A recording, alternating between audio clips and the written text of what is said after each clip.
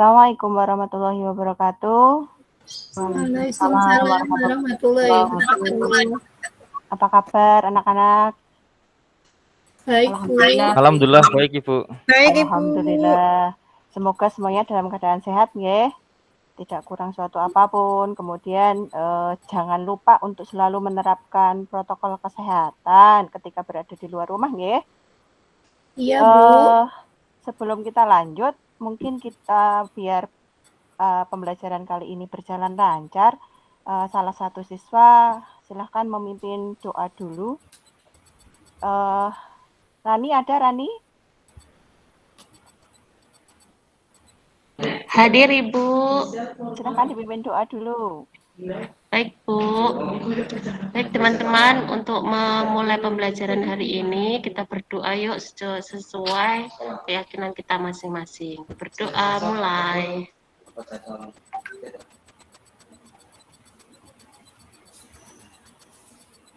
Selesai. Amin. Silakan Putri. Oke, terima kasih Bu Rani.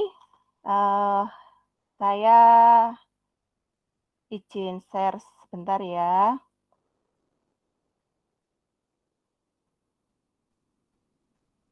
Sudah terlihat ya, anak-anak? Sudah Ibu. Sudah, Bu.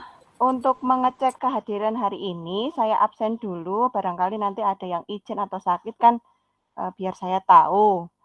Ayu ada ya? Hadir, Bu. Marlina? Molika?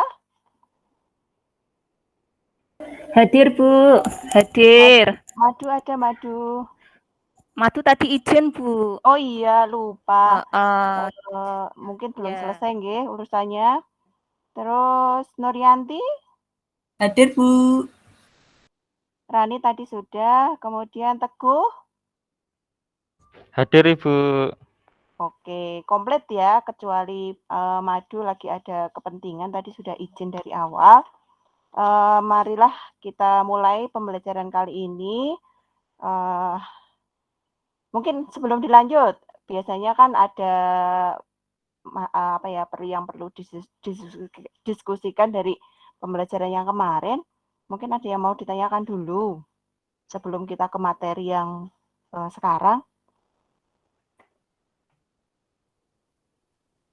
Ada atau tidak? Tidak ada, Bu.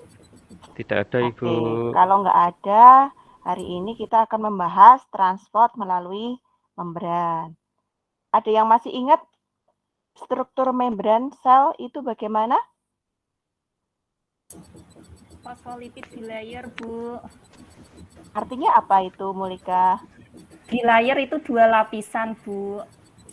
Berarti itu kan fosfolipid Bu, berarti 2 lapisan fosfolipid Putri. Oh iya. Terus apalagi komponen yang lain? Protein Bu. Oh. Yang besar-besar itu loh Bu proteinnya. Oh ini ya? Ya. Ini namanya protein apa kalau yang ini? Integral Bu, karena menembus sampai dalam membran. Oke. Kalau selain protein integral ada lagi protein lainnya? Ada Bu yang di tepi-tepi Bu, perifer atau ekstrinsik.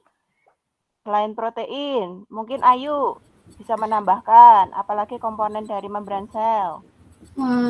Ada komponen itu Bu yang kayak antena itu loh Bu. Aduh apa Bu ya namanya apa Bu ya? Ayu, apa Ayu? Gula ya Bu.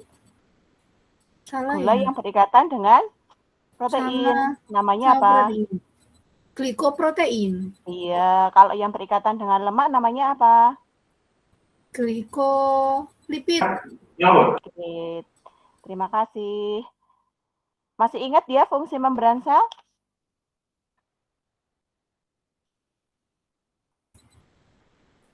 Masih ingat nggak? Masih Ibu. Apa aja? Fungsinya yang pertama karena paling luar dia melindungi bagian sel yang ada di dalamnya. Oke. Terus sebagai reseptor. Iya betul. Tepat, nggih. Terus Tempat ada lagi? transport zat Bu. Oke, terus? Sama reaksi kimia. Iya. Nah, karena struktur membran sel yang rumit tadi, bilayer lipid tadi, itu membran sel memiliki salah satu sifat yang kita kenal dengan istilah semi permeable. Ada yang tahu? Rani mungkin, Rani?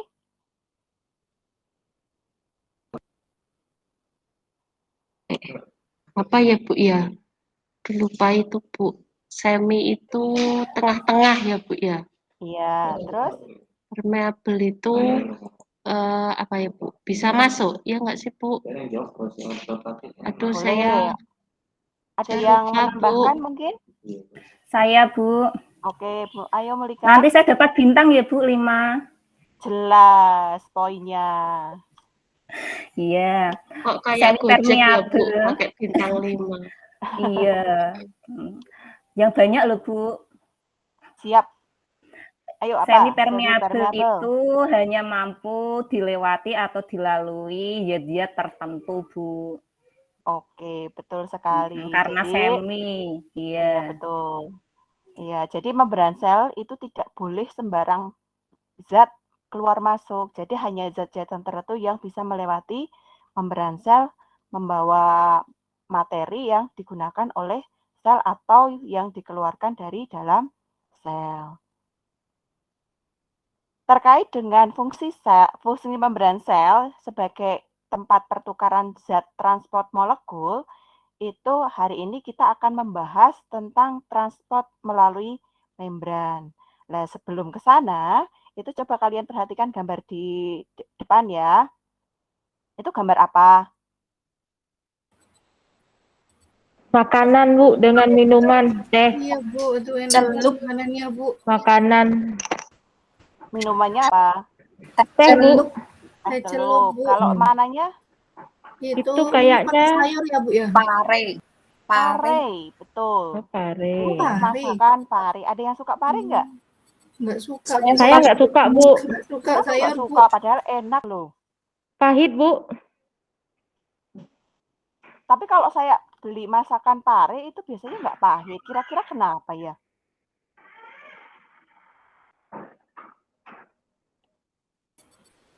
Ada yang tahu? Mungkin bumbunya udah pas, Bu. Dicampur sama bumbu, pahitnya. Yang bener. Tapi kalau iya, di rumah saya, kalau dimasak sama ibu saya, tetap pahit. Oh iya, mungkin karena dia belum tahu caranya.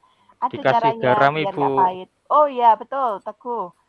Betul sekali. Kalau saya masak atau kalau beli masakan pare, itu biasanya saya kasih garam dulu sebelum diolah. Tujuannya apa? Kenapa dikasih garam? Biar nggak pahit.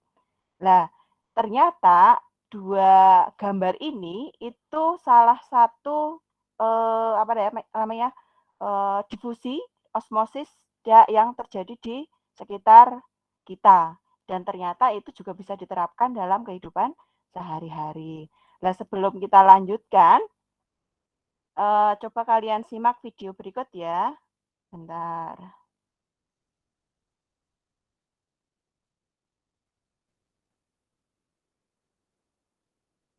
Oh iya, LKPD materi ajarnya sudah di-download ya? Sudah Bu. Sudah dikerjakan? Baru dibaca, Baru Bu. dibaca-baca Bu. Oh, kirain sudah dikerjakan. Kan karena apa namanya itu sederhana, jadinya paling tidak kalian sudah mengerjakan di rumah. Oh, memang di rumah ya sekarang ya? Bentar ya. Iya Bu, di rumah terus Bu. Iya, kangen ini pengen ketemu. Bosen Bu di rumah Bu. Iya, Bentar lagi sama saya ketemu. juga bosen. Sebentar, share videonya dulu. LKPD-nya itu terkait dengan apa yang harus kalian kerjakan di rumah tentang proses difusi dan osmosis. Nah, di situ nanti petunjuknya itu dari video. Nah, silahkan disimak dulu caranya ya.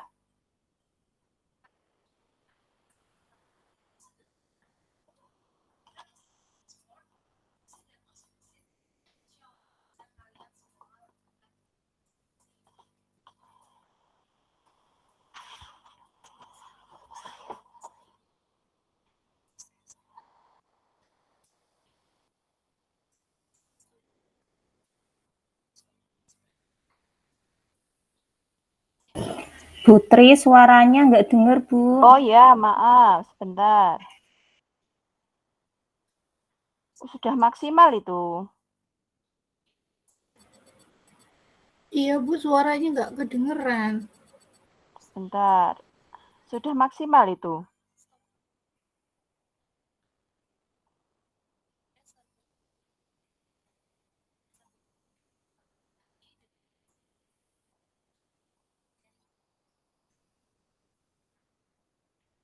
Sudah maksimal, Diperhatikan saja dulu ya. Nggih Bu.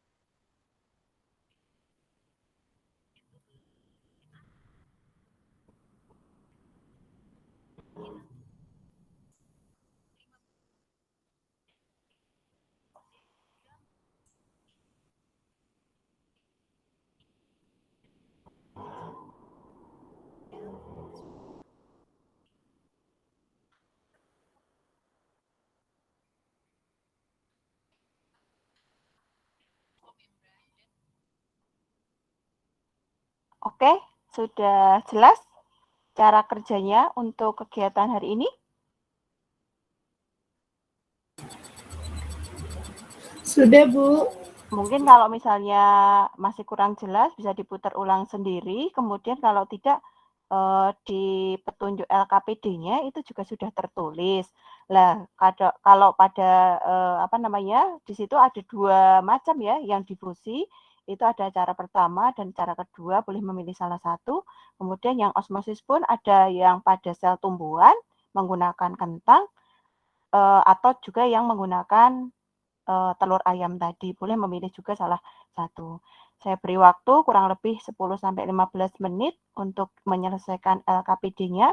Nanti salah satu siswa mempresentasikan atau membacakan hasilnya. Gitu ya. Baik, Bu. Atau ada yang masih kurang jelas? Boleh ditanyakan?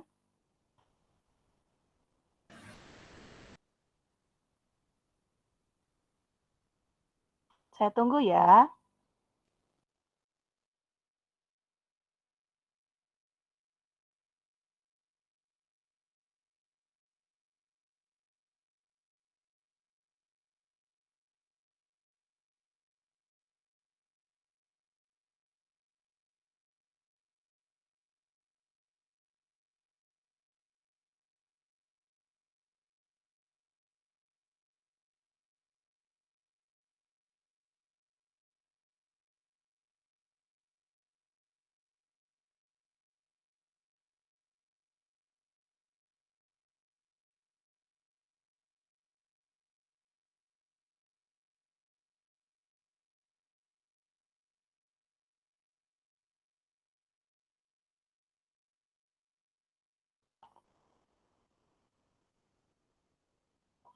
Ayo Teguh, dikerjakan. Jangan main HP. Ini sambil mengerjakan, Ibu. Oh ya, boleh sambil browsing di internet. Yang penting jangan buka Facebook apa TikTok itu.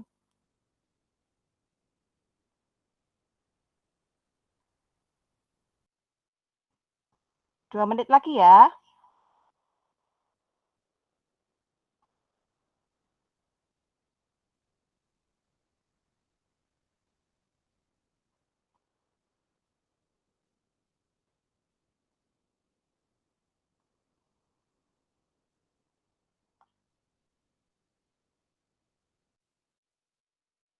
Kok pada lemes ya?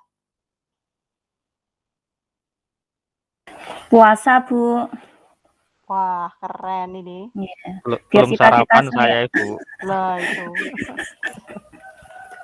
Sarapannya itu yang penting harusnya. Iya, Ibu. Oke, sudah selesai?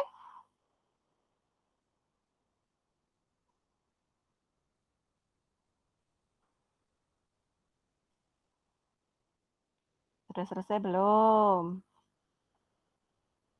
Belum, Bu. Belum selesai lagi, Bu. Oh iya. Boleh dilihat itu yang di materi presentasinya. Itu contoh kalau yang di LKPD ya. Percobaan difusinya kayak gitu. Kemudian kalau yang menggunakan sel kentang itu kurang lebih nanti seperti itu perangkatnya. Kemudian yang tadi yang menggunakan telur itu juga nanti seperti ini. Nah ini yang di bagian bawah itu nanti yang hasil yang diharapkan.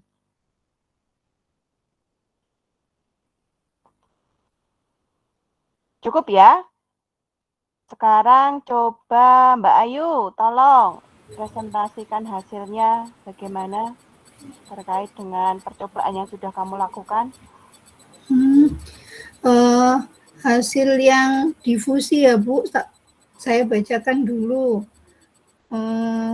Hasil percobaan saya untuk yang difusi itu kesimpulannya terjadi perpindahan molekul atau partikel dari larutan yang konsentrasinya tinggi atau pekat atau larutan yang pekat ke larutan yang tidak pekat atau konsentrasinya rendah, Bu. Jadi terjadi secara langsung tanpa melalui membran semi permeable atau kantung tehnya tadi, Bu. Iya, Sehingga betul. proses Terus? difusi pada air panas itu jadi lebih cepat kalau dibandingkan dengan air dingin atau air yang hangat. Jadi berarti semakin panas airnya itu melarutnya juga semakin cepat, Bu. Untuk hasil yang pakai kentang, ini saya juga menunggu hasilnya ini, Bu. Nah, kentang yang direndam sama larutan gula 10% dan yang 30% itu nanti terjadi perpindahan air secara osmosis dari sel-sel kentang keluar menuju ke larutan. Jadi kentangnya di situ airnya keluar, Bu. Perpindahan air ini terjadi karena sel kentangnya hipotonik terhadap larutan gula yang hipertonik. Jadi kentangnya mengkerut, Bu, karena airnya keluar terus dari kentang menuju larutan yang pekat. Terus untuk kentang yang direndam pakai air biasa itu normal-normal aja, Bu. Jadi kayaknya air yang keluar sama yang masuk sama-sama jumlahnya, jadi enggak terjadi perubahan. Untuk kentang yang dimasukkan ke dalam larutan yang hipo atau larutannya lebih cair, itu kentangnya keisi airnya lebih banyak, Bu, larutannya, Bu. Jadi kentangnya semakin berat kalau dibandingkan sama yang kentang yang pertama, Bu. Oke. Terus? Terus untuk yang telur, nah ini hasil pengamatan saya, telurnya itu tadi ada cairan yang naik ke kesedotan, Bu. Sehingga sesuai gambar yang Ibu tampilkan itu, jadi ini ya. ya itu, Bu. Jadi ada cairannya itu kuning telurnya ya, Bu, ya, yang naik ya. Iya, betul. Nah, itu sehingga di sini diartikan kalau proses osmosis air yang merupakan pelarut memiliki konsentrasi rendah atau hipotonik itu berpindah ke cairan telur yang punya konsentrasi tinggi atau hipertonik melalui membran semi permeable, karena telur punya membran, Bu, yang tadi harus dikupas hati-hati itu supaya enggak pecah itu tadi. Oke. Ini kamu melakukan tiga-tiganya ya? Iya, Bu, nyoba tiga-tiganya, Bu. Penasaran pengen tahu hasilnya. Iya, keren sekali. Yang lain gimana? Sama enggak? Sama, Bu. Oh, oke. Atau ada yang beda?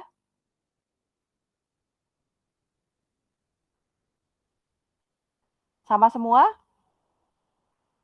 Ya, pada intinya kalau misalnya cara melakukan persiapan awalnya sama, otomatis nanti hasil akhirnya pun akan sama. Oh ya, tadi si Ayu menyebutkan ada kata-kata hipotonik, hipertonik. Itu apa artinya? Coba siapa ya tadi yang belum tak sebut ya? Norianti? Oh, Rani saja, Rani. Iya. Iya, Bu. Kenapa, Bu? Apa arti hipotonik sama hipertonik tadi? Hipotonik, Bu. Ya ampun, Bu. Hipotonik itu, hipo itu rendah ya, Bu, ya? Iya. Terus maksudnya itu adalah larutan dengan konsentrasi terlarut yang rendah, gitu nggak, Bu? Iya. Terus kalau hipertonik itu kan hiper itu kan tinggi, berarti kebalikannya hipo tadi, Bu. Jadi larutan yang mempunyai konsentrasi terlarut tinggi. Oke. Itu Putri. Iya, terima kasih Rani. Dapat bintang berapa, Bu? 5 lah. 5 ya. Yang lain Mentok 5 ya, Bu? Iyalah, sudah membantu menjawab. Bu, saya juga dapat ya, Bu. Iya, siap. Terus ini tadi terkait dengan sel kentang tadi. Kenapa kentangnya jadi lembek? Apa yang terjadi?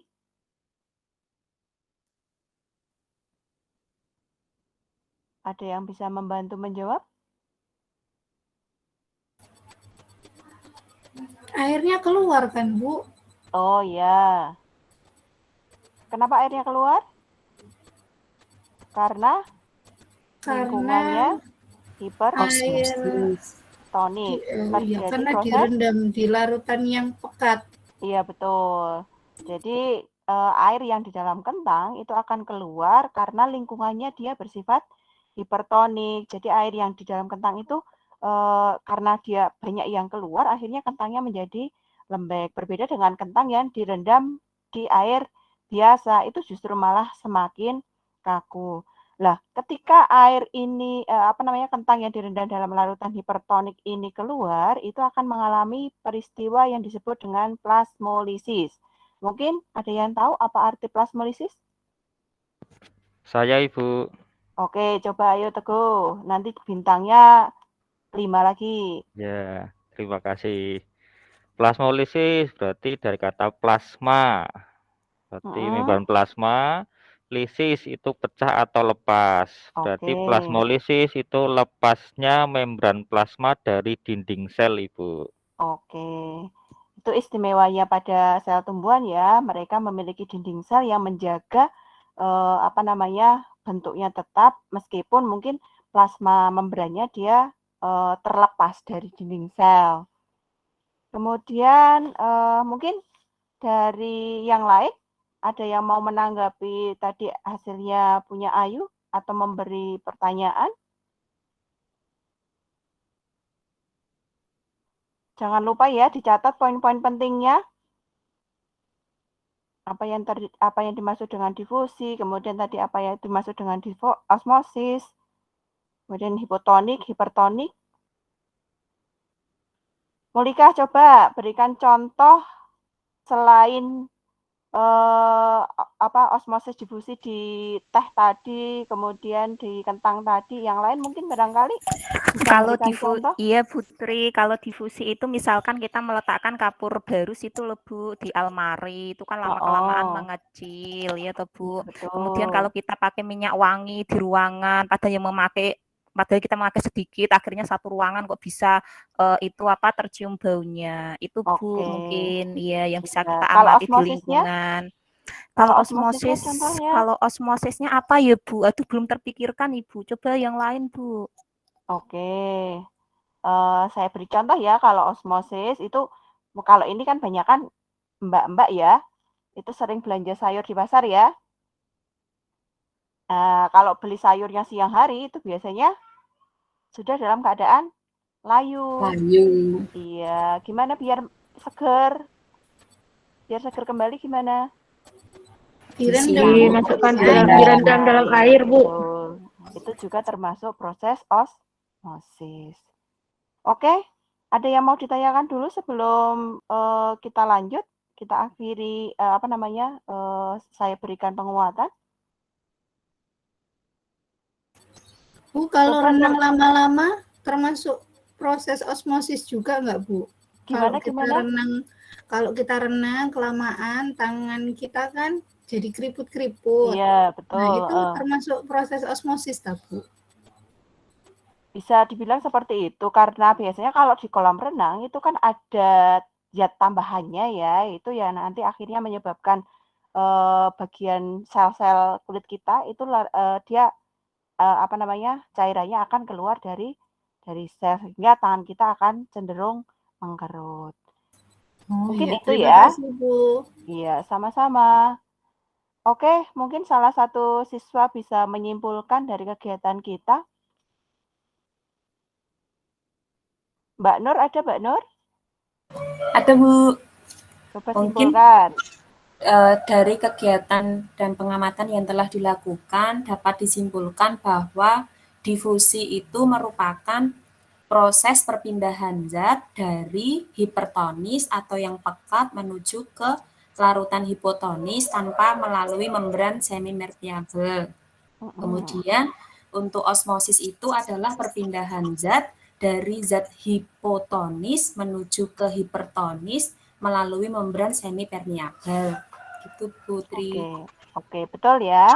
Sama yang disampaikan tadi, kalau difusi itu perpindahan dari konsentrasi tinggi ke konsentrasi rendah, dia tidak memerlukan energi. Sedangkan kalau osmosis itu perpindahan dari konsentrasi rendah ke konsentrasi tinggi, dan dia yang berpindah adalah pelarutnya, bukan dia terlarutnya. Nah, dalam kehidupan sehari-hari itu kalau pada sel hewan, kalau misalnya itu dibiarkan terus-menerus, nanti bisa berakibat kalau osmosis itu dia akan pecah, dia akan lisis. Sedangkan kalau pada sel tumbuhan dia akan terukit. Tadi yang sel kentang jadi kaku. Sedangkan kalau misalnya osmosis pada sel hewan itu kalau ditempatkan di larutan hipertonik dia akan mengalami kalau ditempatkan di larutan hipotonik dia akan mengalami krenasi ya. Benar yang hipertonik tadi. Kemudian kalau yang sel tumbuhan dia akan mengalami plasmolisis.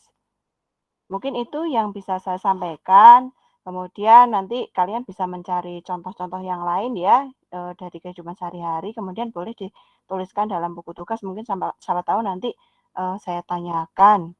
Kemudian jangan lupa untuk mengerjakan soal-soal di Google Classroom-nya.